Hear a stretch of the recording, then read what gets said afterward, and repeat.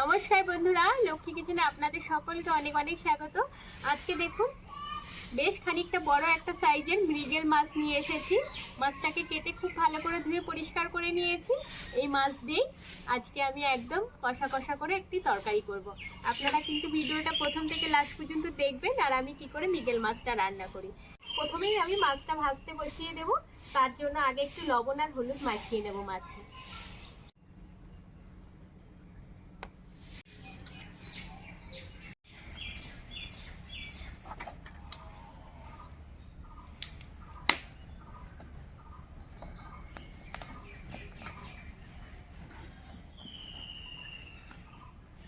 কড়াই গরম হয়ে গেছে, সরষের তেল দিয়ে দেব।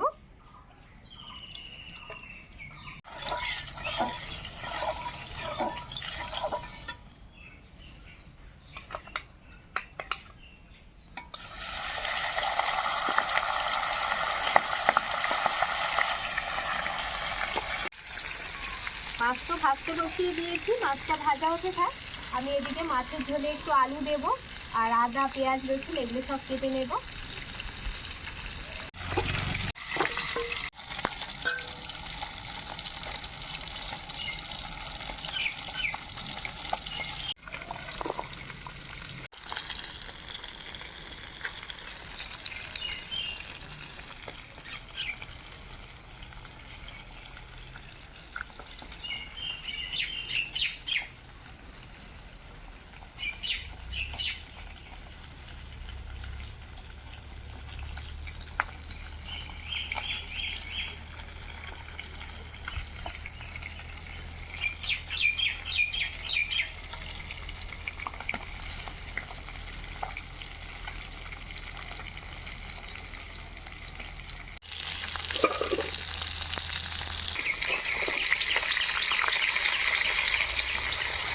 এই মাছগুলো তো ভাজা হয়ে গেছে, তুলে নেব আর বাকি মাছগুলো এবার ভেজে নেব।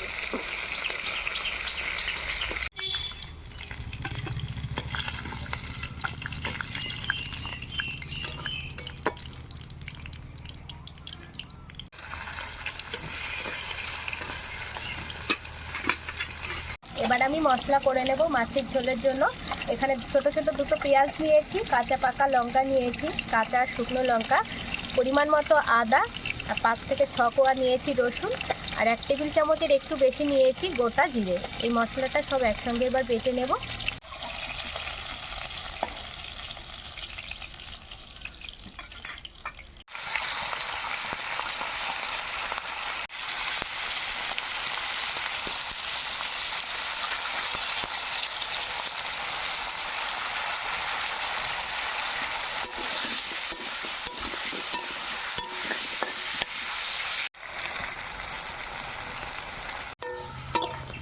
আলুগুলো কিন্তু খুব সুন্দর করে ভেজে নিয়েছি, একদম লাল লাল করে।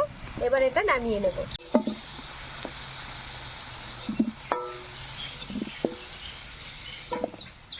আজকে মনে হচ্ছে প্রচন্ড গরম পড়বে। ফোড়নে দেব গোটা জিরে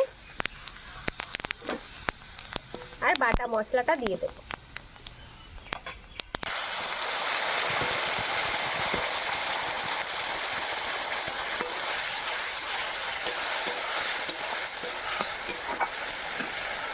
দিয়ে দেবো পরিমাণ মতো হলুদ আর স্বাদ মতো লবণ দিয়ে মশলাটাকে খুব ভালো করে কষিয়ে নিই।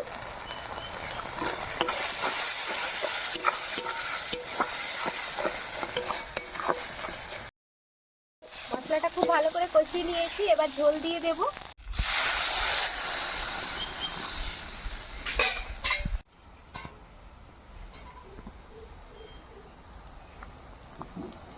ঝোল কিন্তু খুব ভালো করে ফুটে গেছে। এবার ভাজা আলু দিয়ে দেবো আর একই সঙ্গে মাছটাও দিয়ে দেবো। দিয়ে ঢাকা দিয়ে 5 থেকে 7 মিনিট রান্না করে নেব।